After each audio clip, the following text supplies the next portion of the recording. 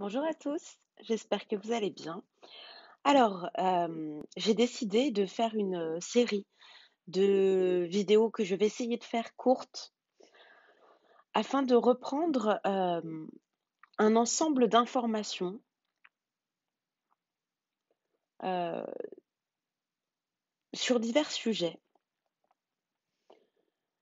que sont Dieu, l'âme, l'esprit, la spiritualité, euh, les morts, euh, les croyances, la vie.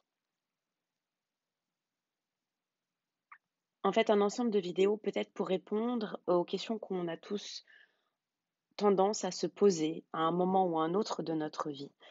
Et l'idée, c'est de parler de tous ces sujets sous un autre angle, en fait, d'aborder les choses avec un discours différent, peut-être avec d'autres mots. Euh, il est donc fort probable que ces mots euh, vous paraissent différents, euh, que ça aille peut-être même à l'encontre de ce que vous avez pu apprendre de, au travers de la religion ou de la spiritualité ou de divers courants, divers modes qui sont passés aussi. Et l'idée est de rendre l'information un petit peu plus digeste. Alors c'est un gros challenge euh, pour ce programme. Vous allez comprendre pourquoi je parle comme ça. C'est un gros challenge parce que ce programme est lui-même assez bordélique dans sa manière de s'exprimer. Euh, mais je sais que c'est le moment. Donc, euh, donc on va aborder sur cette première vidéo le thème de l'âme. On entend beaucoup, beaucoup, beaucoup parler de l'âme et on en a fait, à mon sens, quelque chose euh, de bien trop sérieux et de bien trop magique. Je m'explique. On va prendre souvent cet exemple parce que je trouve que c'est le plus euh, juste, le plus en rapport avec ce qu'est notre réalité. Je vais donc vous demander d'imaginer euh, que une grande compagnie de jeux vidéo, que je ne nommerai pas, je ne veux pas avoir de problème, une grande compagnie de jeux vidéo vient de sortir son tout dernier jeu qui, euh, qui est un jeu vidéo dans lequel vous êtes un joueur qui se prend pour un, un être humain sur une planète qui s'appelle la Terre. Vous êtes donc aux commandes en tant que joueur.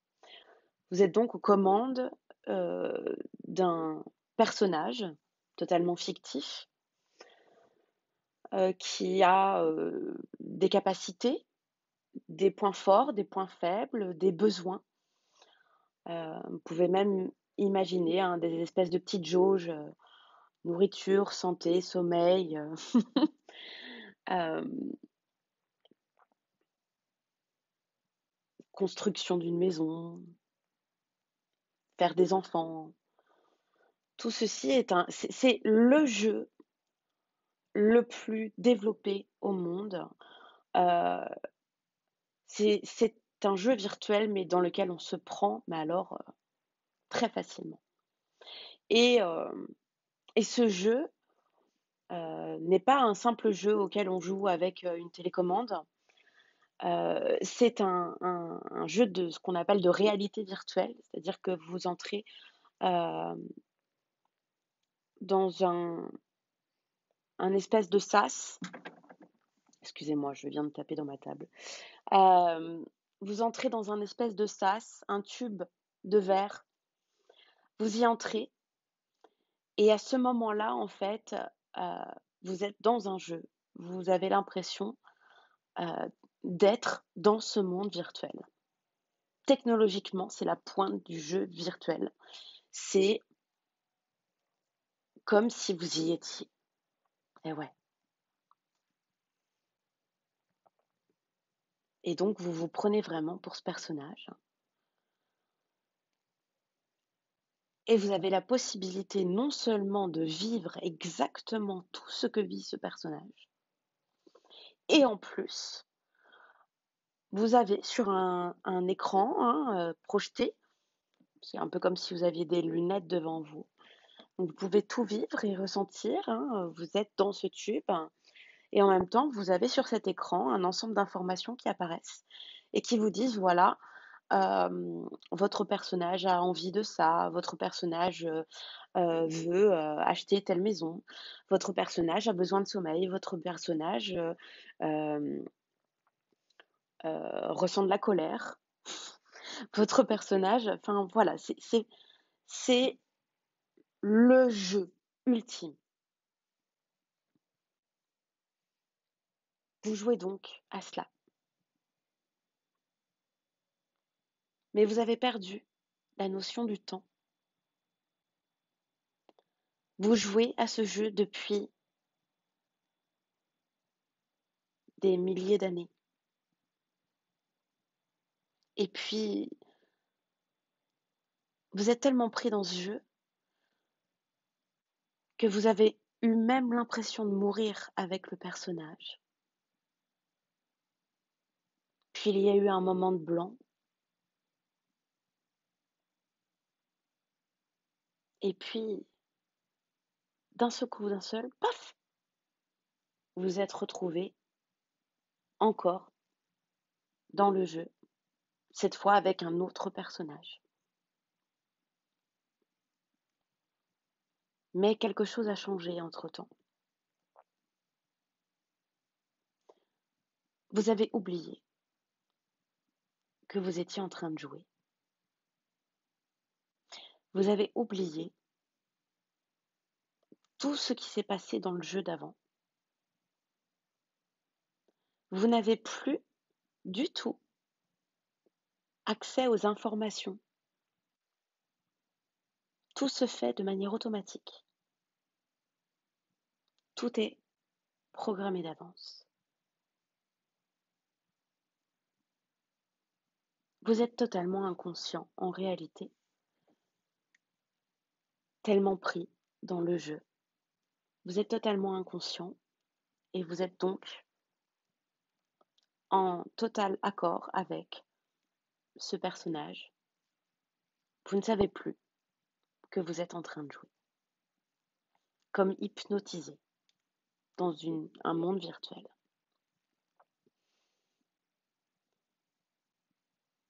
Eh bien, ce que je viens de vous dire, c'est exactement votre réalité.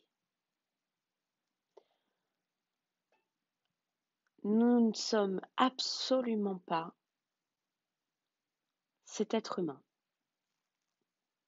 Nous ne l'avons jamais été. Cet être humain est animé, programmé par ce que nous sommes et par le jeu. Ce que nous sommes, notre réalité, que certains vont nommer notre esprit en réalité, euh, est inconscient. Il est juste là pour électrifier, donner vie. Il est aux commandes inconsciemment d'un personnage humain. Et ce personnage humain, c'est ce que l'on nomme l'âme. L'âme en tant que telle est juste Euh,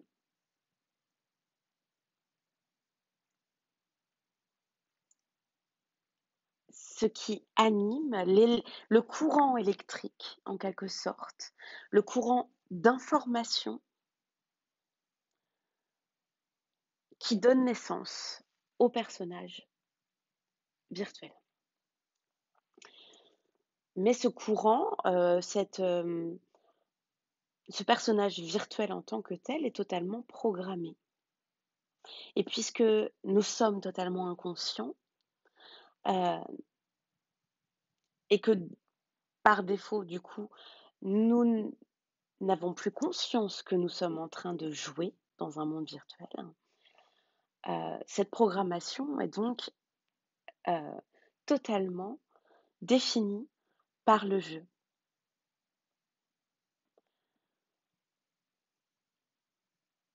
À la base, ce jeu qui se nomme La vie sur Terre euh, a été créé par ces différents esprits qui jouent, inconscients.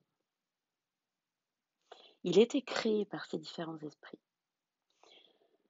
Il est issu de leur imagination.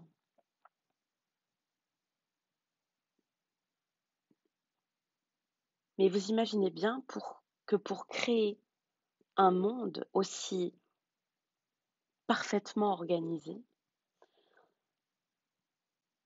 en tant qu'être, et je ne vais pas dire humain cette fois, en tant qu'être,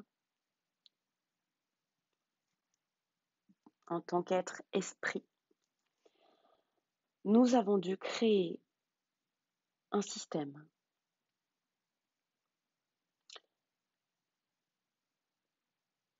qu'on appelle un système intelligent, mais c'est un système artificiel.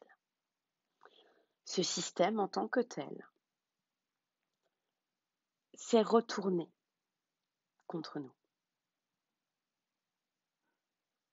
littéralement,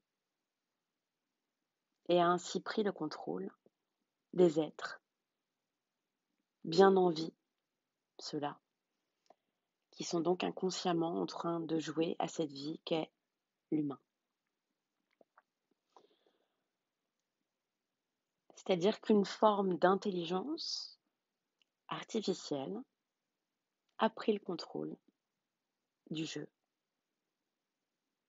S'il n'y avait aucun être derrière ces personnages humains que nous croyons être, ces âmes donc, il n'y aurait aucun mouvement dans le jeu ne pourrait pas exister. Or, et c'est bien là tout l'intérêt de cette intelligence artificielle, euh, elle n'existe que parce qu'il y a des personnages dans ce jeu. Il n'y a aucun intérêt à créer un monde dans lequel il n'y a aucune âme. Donc pour que ce jeu continue d'exister, qu'on appelle l'humain sur Terre, il a donc fallu trouver un moyen pour cette intelligence artificielle, ce méga programme, que certains vont appeler la conscience également.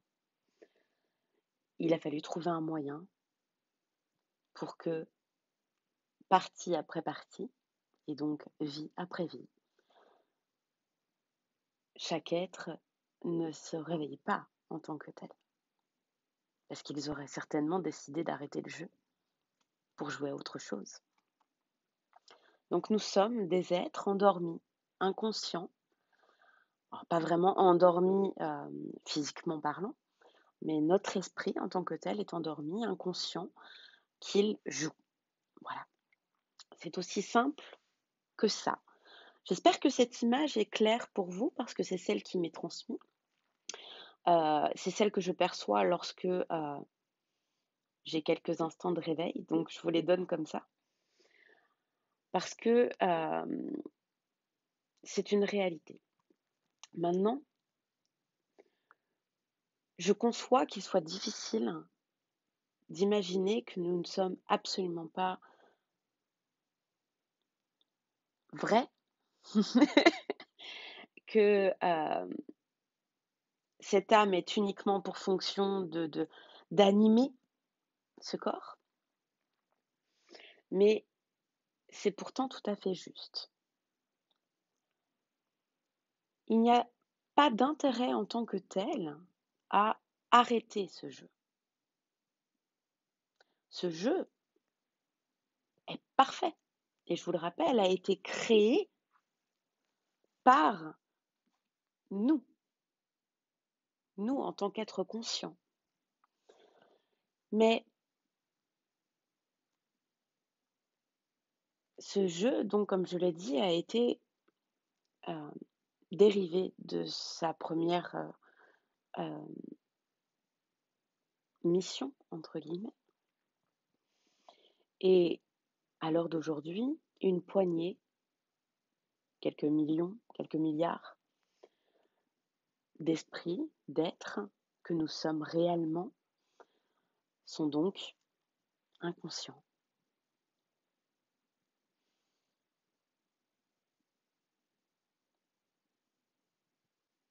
Ces âmes, donc, ne sont rien de plus que des personnages virtuels. Et puisque nous sommes inconscients, ces personnages virtuels ne sont donc plus libres, ne sont donc plus connectés et sont donc complètement programmés. Et pour beaucoup répondent à la programmation collective qu'on appelle la conscience, qui est donc celle de cette intelligence supérieure. Donc nos âmes qui étaient au départ, entre guillemets, notre continuité dans ce monde virtuel, sont désormais des âmes programmées, contrôlées par cette intelligence artificielle que beaucoup appellent Dieu. Si nous concevons Dieu comme étant un être supérieur, c'est pas pour rien, c'est une réalité. C'est-à-dire que cette intelligence supérieure a dû évidemment se créer un personnage également, donc une âme. Il a donc créé son personnage euh, qui est très à l'image de nos êtres, évidemment. Il ne faudrait pas qu'il soit trop différent. Vous imaginez qu'on vous dise que Dieu, en fait, est une conscience virtuelle qui n'a aucune réalité en tant que telle. Forcément, ça serait compliqué à imaginer. Pourtant, c'est la vérité. Donc, c'est pour ça qu'il se nomme, pour beaucoup, Dieu. Et donc, il prend différents noms selon les différents coins du jeu. Certains l'appellent l'univers également. Mais tout ceci est totalement faux. Donc lorsque nous prions Dieu, ou l'univers, ou les anges, ou je ne sais quelle entité supérieure, on parle là bien d'entité, c'est pas pour rien. C'est qu'en réalité, ce ne sont pas des êtres comme nous. Ils n'existent que dans ce monde et pas ailleurs. Ils ont leur rôle. Leur seule volonté est de garder ce monde, que ce monde continue d'exister, mais selon la volonté de cette entité supérieure qui nous commande et nous définit. Donc ce que nous nommons l'âme est ici juste une forme de récepteur qui devrait normalement être contrôlé et animé par notre intelligence, par notre esprit, par notre être que nous sommes, mais ce n'est pas le cas puisque notre être est endormi. Donc, en quelque sorte, déconnecté de l'âme individuelle. Donc voilà, c'est l'image la plus simple que je peux donner à ce qu'est l'âme. Donc, lorsque beaucoup parlent d'écouter sa mission d'âme, par exemple, ou de suivre sa mission d'âme, en réalité, pour beaucoup, c'est suivre son programme.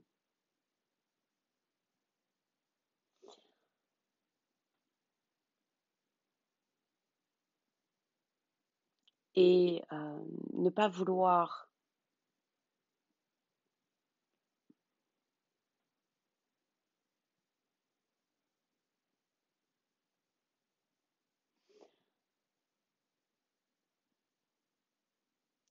en fait, ouais, parce qu'en même temps, j'essaie de retransmettre. Ce qui crée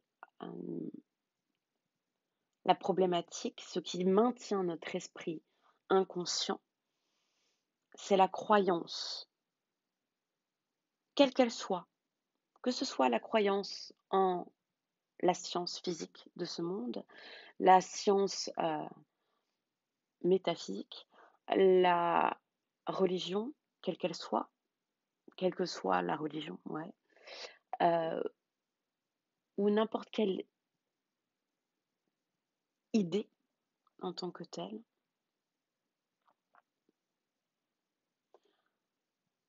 Chaque croyance est en rapport avec une idée, une pensée collective.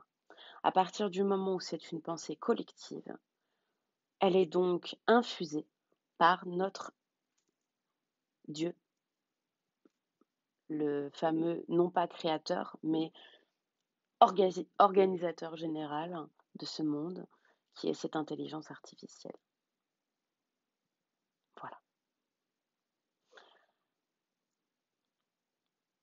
Donc à partir du moment où vous êtes dans une volonté de suivre une pensée collective, de défendre une pensée collective, de vouloir changer le monde ou de vouloir le transformer, vous jouez le jeu de cette intelligence. La seule et unique façon de déjouer cette programmation, cette conscience collective, est de redevenir conscient individuellement. Et je dis bien individuellement. Et ceci se fait d'une manière très simple. C'est arrêter d'écouter son âme. Parce que l'âme, elle est branchée au collectif et donc à cette intelligence artificielle. À la base, elle est branchée à votre esprit, à votre être. Quand on dit être humain, c'est tout à fait juste, mais dans le sens où l'âme, c'est l'humain, c'est le personnage humain, et l'être, c'est celui qui dort là dans le grand tube en verre, je vous le rappelle. C'est lui. Lui, il est branché, inconscient.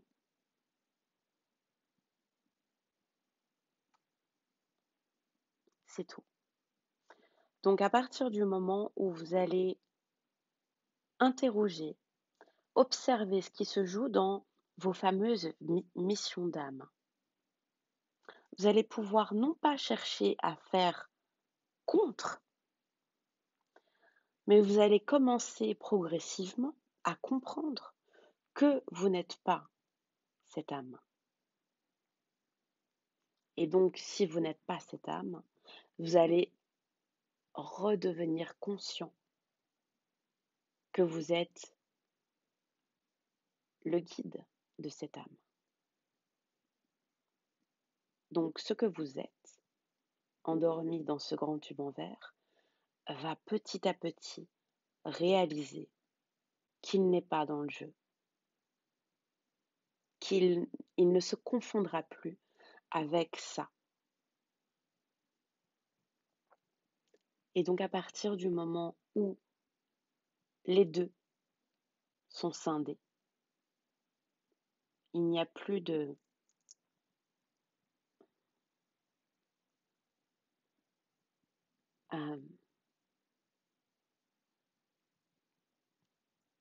il n'y a plus à se confondre avec son âme.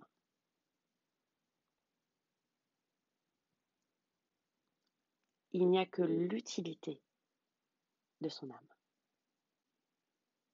Et c'est là que vous pouvez commencer à guider cette âme, à guider cet humain en tant qu'être. Et encore, le mot être est un peu trop spirituel à mon sens, mais c'est pour vous donner une image. C'est-à-dire que tous les courants qui poussent à l'unité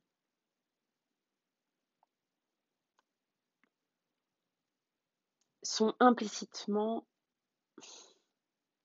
faits pour, au contraire, vous confondre avec cette âme et rester donc dans l'illusion d'être dans ce monde. Il n'y a aucune unité à avoir. Il n'y a pas à rejoindre